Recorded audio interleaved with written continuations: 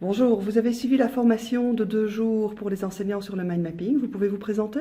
Oui, alors bonjour, donc moi c'est Marie-Aurore Ménil et en fait j'enseigne les mathématiques, l'algèbre plus précisément, aux futurs régents en mathématiques à la HEH sur le campus pédagogique.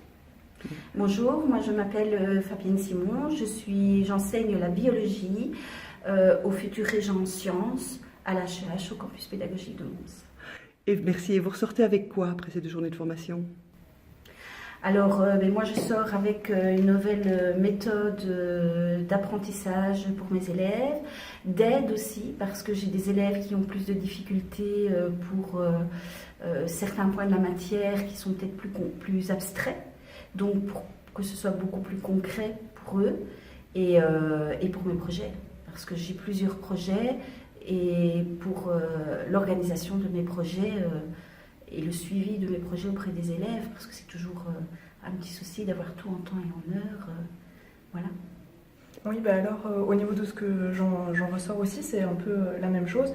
Au niveau de mes cours, je pense utiliser les cartes mentales, surtout au niveau des synthèses, pour pouvoir bien résumer les différents points de matière que l'on a vus avec les étudiants, et aussi replacer les différents chapitres en contexte pour pouvoir faire les liens entre les différents chapitres. Tiens, quelle matière est réinvestie dans quel autre chapitre, et ce genre de choses. Et aussi peut-être au niveau de l'organisation du cours, dire voilà comment le cours s'organise à l'aide d'une carte mentale afin que les élèves aient directement une vue claire et globale de ce que l'on va faire au cours de l'année en fait.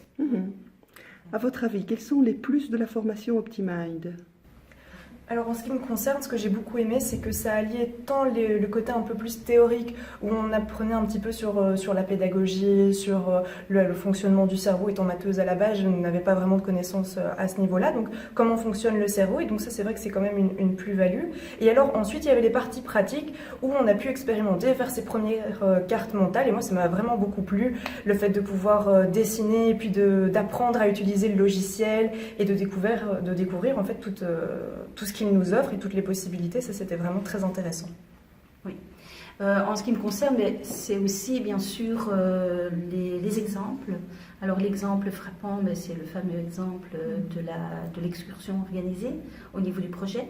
Et c'est ça qui m'a projeté moi dans l'organisation de mes propres projets et notamment d'un projet futur que je voudrais organiser en 3e année. Donc de pouvoir à la limite avec les 3e de cette année le préparer.